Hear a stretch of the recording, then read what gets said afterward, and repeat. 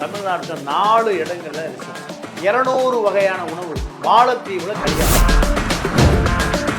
ராஜ பரம்பரை நடக்கக்கூடிய திருமணமும் இதுவும் ஒன்றா இருக்குன்னு விரும்பினாரா இந்த ஐசரி. இந்த கண்ணப்பனோடு சேர்ந்து தொடர்ந்து பயணிக்கிறார் அரசியல். பேங்க உடைச்சு கொள்ளையடிக்கிறத காலேஜ் நடத்துறது அதுலதான் காசு வருது. கோடி கணக்காக கொடுத்து சென்னையில் ஐசரி கணேஷ் திரைப்படத்துறையில் அவர் 10 கோடி 20 கோடி 25 50 கோடி 100 கோடியெலாம் சும்மா பேக்கெட் பண்ணி கோடம்பாக்கத்தில் திரைப்படத்துறையில் கள்ளச்சந்தை முதலாளிகளில் கல்வி கொள்ளையர்களில் இவரும் ஒரு ஆள். யார்?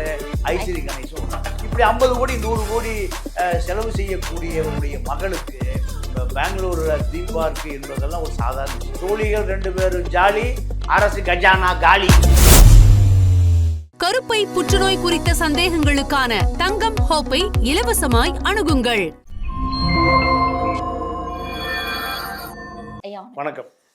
ஐசரி கே கணேஷ் அவர்களுடைய மகள் பிரீதா திருமணம் கோலாகலமா நடந்துச்சு நேத்து. இந்த திருமணமும் ரிசப்ஷனும் சேர்த்தே பல கோடி செலவு பண்ணியிருக்காரு அப்படின்னு சொல்லப்படுது. இதை பத்தி நீங்க என்ன நினைக்கிறீங்க? இந்த கல்யாணத்துக்கு மொத்த செலவு 70 கோடி ரூபாய். கல்யாணத்துக்கு மட்டும்.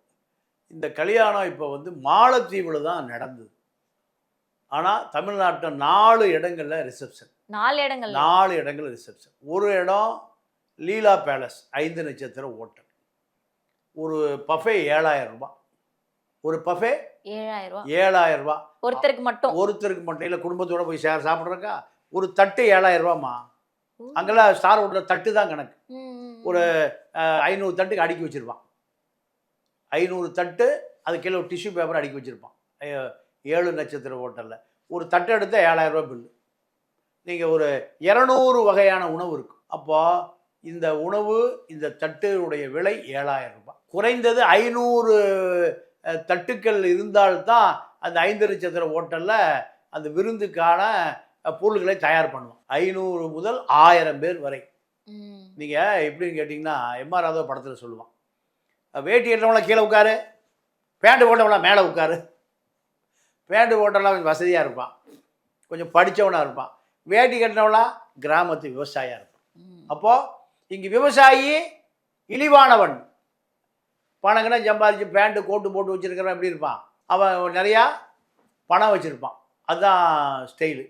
இப்போ அதே போல தான் இங்கே இப்போ 4 இடத்துல திருமணம் ரிசப்ஷன்னா, ஒன்று நம்ம ராமச்சந்திராவில் ஆர்கே கன்வென்ஷன், 2வது லீலா பேலஸில், ஈசிஆரில் ஒரு இடம். இப்படி 4 இடத்துல ரிசப்ஷன். மாலத்தீவில் கல்யாணம். ஐயா, இந்த கல்யாணத்துக்கு கிட்டத்தட்ட 15,000க்கும் மேலே கெஸ்ட் மட்டுமே வந்தாங்க அப்படின்னு சொல்கிறாங்க. அப்போது இதில் இன்னொரு பெரிய விஷயம் என்னென்னா, ராஜ பரம்பரை நடக்கக்கூடிய திருமணமும் இதுவும் ஒன்றா இருக்கணும்னு விரும்பினாராம் இந்த ஐசரி கணேஷ். ஐசரி கணேஷோடைய அப்பா தான் ஐசரி வேலன். ஐசரி வேலன் அவர் எம்ஜிஆருடைய அமைச்சரவையில் துணை மந்திரியாக இருந்தார். அவர் தான் அந்த அடையாளம் தான் இப்போ ஐசரி கணேஷுக்கு. ஐசரி கணேஷை பொறுத்த வரைக்கும் இவர் எம்ஜிஆர் பச்சைப்பா கல்லூரியினுடைய மாணவர். இப்போ திமுக இருக்கார் அமைச்சர் கண்ணப்பன். அந்த கண்ணப்பனோடு சேர்ந்து தொடர்ந்து பயணிக்கிறார் அரசியல். இதுதான் அவருக்கு அரசியலுக்கு வர்ற வழி. கண்ணப்பன் காலத்தில் கண்ணப்பன் 3 துறைக்கு அமைச்சர். மின்சாரத்துறை, பிடபிள்யூ, ஹைவேஸ். ஜெயலலிதாவோட கட்சியை கொடுத்துருமா, விலைக்கு கொடுத்துருங்க, நீங்கள் ஓய்வெடுங்கன்னு சொன்னவர் யார்? இந்த கண்ணப்பன். இப்போ திமுகவில் இருக்கார். 300 கோடி ரூபா கொடுத்து திமுகவில் இப்போ போக்குவரத்து துறை மந்திரி விலைக்கு வாங்கியிருக்கார். அது இல்லை, இப்போ பல துறையை வச்சுருக்கார். இந்த கண்ணப்பனுடைய சிஷியனாக தான் அரசியலுக்குள்ளே வர்றார். திருநாவுக்கரசிட்ட போயிட்டு, இப்போ பிஜேபியில் எம்பியாக இருந்து கடைசியில் இப்போ காணாமே போயிட்டார். திருநாவுக்கரசிட்ட போய் திருநாவுக்கரசு முத்துச்சாமிகிட்ட போனார். முத்துச்சாமிகிட்ட போன பிறகு தான் இந்த கல்லூரி நிர்வாகம் இவ்வளவு பெரிய நிறுவனமாக மாறுச்சு. எல்லா பினாமி, அமைச்சர்களுடைய பினாமி. அப்புறம் கல்வி என்பது, அதாவது பேங்கை உடைச்சு கொள்ளையடிக்கிறத காலேஜ் நடத்துறது ஒன்று. பேங்கை காசு வருது, கோடி கணக்காக கொட்டுது. ஒரு கோடி கணக்காக. நீங்கள் தமிழ்நாட்டில் இருக்கிற எல்லா அரசியல்வாதிகளுமே கல்வி வியாபாரிகள், கல்வி கொள்ளையர்கள். கல்வியை, அதாவது உலகத்திலேயே கல்வி இலவசமாக கிடைக்கக்கூடிய ஒரே பொருள் எது? கல்வி தான், அறிவு தான். அந்த அறிவு இந்த திராவிட இயக்கத்தால் காசுக்கு கூவி கூவி விற்கப்படுது, கூவி கூவி விற்கப்படுகிறது. இப்போ இந்த ஐஸ்வரி கணேஷ் தான் 70 கோடி ரூபா தன்னுடைய மகளுடைய திருமணத்துக்கு செலவு பண்றார்.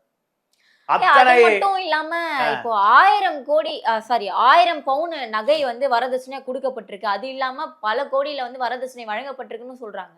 இல்லை, உண்மைதான். ஏன்னா இன்னைக்கு தமிழ்நாட்டை பொறுத்தவரை சென்னையில் ஐஸ்வரி கணேஷ் திரைப்படத்துறையில் அவர் 10 கோடி 20 கோடி 20 50 கோடி 100 கோடியெல்லாம் சும்மா பேக்கெட் பண்ணி தூக்கி அப்படி வீசிட்டு போயிடுவார். எல்லாம் எதில் வருது? இது 10 கோடி 20 கோடி 10 கோடி சாதாரண அவர் பேக்கெட் பண்ணி. நீங்கள் சுபாஸ்கரன் ஒருத்தர் இருக்க சர்வதேச குற்றவாளி, ராஜபக்சேவுடைய பினாமி, எல்டிடி பணத்தை ஏமாற்றிய லைக்கா ப்ரொடக்ஷன், அவன் 1000 கோடி 500 கோடி செலவு பண்ணுவான். எவ்வளவு? எல்லாருடைய வேட்டைக்காடு எங்கே? அந்த கோடம்பாக்கம் தான். இப்போ கோடம்பாக்கத்தில் திரைப்படத்துறையில் பல கள்ளச்சந்தை முதலாளிகள் இருக்காங்க. அதில் அந்த கள்ளச்சந்தை முதலாளிகளில் கல்வி கொள்ளையர்களில் இவரும் ஒரு ஆள். யார்? ஐஸ்வரி கணேஷும் ஒரு ஆள். அப்போது தமிழ்நாட்டில் இருக்கக்கூடிய அத்தனை திரைப்பட நடிகர் நடிகைகள் பேசப்படுகிற நம்ம ஜெயம் ரவி இப்போ ரவி மோகனா மாறிட்டார். அது வேற ஆள், இது வேற ஆள். ஜெயம் ரவி வந்து ஆர்த்தியுடைய கணவர், அந்த 2 பிள்ளைங்களுக்கு அப்பா. ஆனால் இப்போ அவர் ரவி மோகனா வந்து கெனிஷாவினுடைய காதலர். கெனிஷா யாருன்னா கோவாவில் சிங்கர், ஒரு பார் சிங்கர், பாரில் பாடுவாங்கள்ல, அந்த பார் சிங்கர் தான் கெனிஷா கோவாவில். அப்போ 2 பேரும் ஒரே உடை, ஒரே காரு, ஒரே கலர் ட்ரெஸ்ஸு, இதில் போய் இன்ட்ரிவியூ கொடுத்துருக்காங்க. அதில் அது பெரும் பேசுபொருளாக மாறி இருக்கு. ஜெயம் ரவி, ரவி மோகனா, ரவி மோகன் அவங்க அப்பா பேர். ஐயா, ஜெயம் ரவி பத்தி பேசுறதுக்கு முன்னாடி இந்த ஐஸ்வரி கே கணேஷ் அவர்களுக்கு வந்து எப்படி இவ்வளவு ஒரு பெரிய செல்வாக்கு வந்தது? 3 அமைச்சர்களுக்கு பினாமி. 3 அமைச்சர். இப்போ இருக்கிற முத்துச்சாமி, இதற்கு முன்பு இருந்த திருநாக்கரசு, அதுக்கு முன்பு இப்போ இருக்கிற கண்ணப்பன். பல ஆயிரம் கோடி நீங்கள் அரசியல் வருகிற கள்ளப்பணத்தை முதலீடு செய்கிற நிறுவனமாக தான் இந்த வேல்ஸ் யூனிவர்சிட்டி இருக்குது. வேல்ஸ் யூனிவர்சிட்டி இருக்குது. இப்போ எஸ்ஆர்எம் பச்சைமுத்து, அவர் ஒரு எம்பி, நாடாளுமன்ற உறுப்பினர். திமுகவில் 50 கோடி கொடுத்து எம்பியை விலைக்கு வாங்கிடுவார். மக்கள் பூரா முட்டா பையன் 1000-500க்கு ஓட்டு போட்டுருவான். இதுதான் தமிழ்நாட்டு அரசியல். அப்போ ஐஸ்வரி கணேஷ் ஆட்சி மாற்றத்திற்கான ஒரு ஆளாகவும் இருக்கார். போன அதிமுக ஆட்சியை கவுத்துட்டு திமுக ஆட்சியை கொண்டு வரலாம், ஒரு எம்எல்ஏக்களுக்கு 20 கோடி ரூபா கொடுத்து ஒரு 25 எம்எல்ஏக்களை ஒரு 200-300 கோடிக்கு விலைக்கு வாங்கலான்னு திட்டம் போட்டவர் இந்த ஐஸ்வரி கணேஷ். அப்ப பினாமியா இருந்தாலும் இல்ல காலேஜ் நடத்தினாலும் இந்த மாதிரி நம்மளும் கோடீஸ்வரங்கள் ஆகலாம். யார் வேண்டுமானாலும் ஆகலாம், யார் வேண்டுமானாலும் ஆகலாம். தமிழ்நாடு என்பது அந்நியர்களுடைய வேட்டைக்காடு. இவனுக்கு 200 ரூபா கொடுத்தா ஓட்டு போட்டுருவான். இவனுக்கு 5 வருஷத்துக்கு நான் நாடாளுமன்ற உறுப்பினர் ஆகணும், சேர்மன் ஆகணும், எம்எல்ஏ ஆகணும், மந்திரி ஆகணும், எதை வேணா ஆகியா எனக்கு 200 ரூபா கொடுத்துரு. எவ்வளவு? 200 ரூபா கொடுத்துரு. இதுதான். கேரளாவில் போய் 2000 இல்லை 2 லட்சம் கொடுத்தாலும் ஓட்டு போட மாட்டான். இவனுக்கு கல்வியும் தெரியல, அரசியலும் தெரியல, பொது அறிவும் தெரியல, இவனுடைய தலைவிதியும் தெரியல. அப்போ இந்த ஐஸ்வரி கணேஷை போன்ற பல கணேஷ் நீங்க வெளி உலகத்துக்கு தெரியாமல் இருக்கிறார். ஐயா, இப்ப ஐஸ்வரி கே கணேஷ் அவர்கள் வந்து 1000 பவுன் நகை போடுறதா சொல்லியிருக்கீங்க. அந்த 1000 பவுன் நகை அதுவும் இல்லாம பல வரதட்சணைகள் கொடுக்கப்பட்டிருக்குன்னு சொல்லியிருக்கீங்க. அதெல்லாம் வந்து இடி ரைடு ஏன் வரல இவர் வீட்டுக்கு அப்படின்ற ஒரு கேள்வியும் இருக்குல்ல? இல்லை, அதாவது இடி ரைடு எங்கே போகும்னா எதிர்கட்சி பிஜேபிக்கு எதிராக இருக்கிறவர்கள் தான் போகும். இவர் சொந்த கட்சியில் இருக்கிறதுனால விட்டுட்டாங்க. அதுதான், வேற ஒன்றுமே இல்லை. நீங்கள் எப்போவும் போலீஸ்காரன் ஆளுங்கட்சியை பிடிக்கவே மாட்டான். போலீஸ்காரன் ஆளுங்கட்சியை பிடிக்க எதிர்கட்சி தான் பிடிப்பான். ஏன்? ஆளுங்கட்சி பிடிச்சிங்கன்னா தண்ணியிலா காட்டுக்கு போயிடுவார் இன்ஸ்பெக்டர், கன்னியாகுமரிக்கு அந்த பக்கம் போயிடுவார். கன்னியாகுமரியோட கடல் முடிஞ்சு போச்சு. ஆனால் ஆளுங்கட்சி கை வச்சிங்கன்னா எங்கே போயிடுவார்? கன்னியாகுமரிக்கு அந்த பக்கம் போயிடுவார். இதுதான் திராவிட மாடல் ஆட்சி, திராவிட இயக்க ஆட்சியே இதுதான்.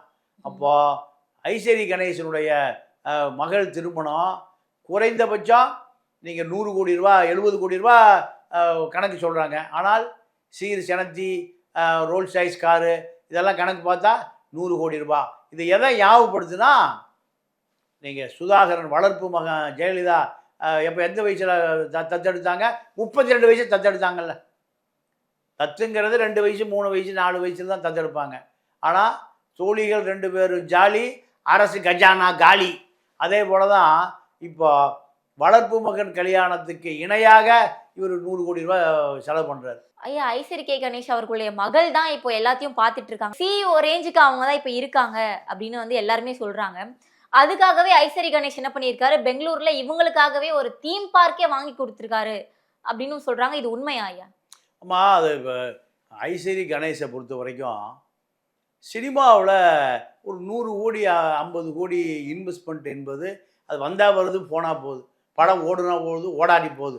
இப்படி 50 கோடி 100 கோடி செலவு செய்யக்கூடியவருடைய மகளுக்கு நீங்கள் பெங்களூரில் தீம் பார்க்கு என்பதெல்லாம் ஒரு சாதாரண விஷயம். அதுவும் 40 ஏக்கர்ல 40 ஏக்கருங்க 400 ஏக்கர் வாங்கி கொடுத்தாலே அது ஒரு சாதாரண விஷயம்.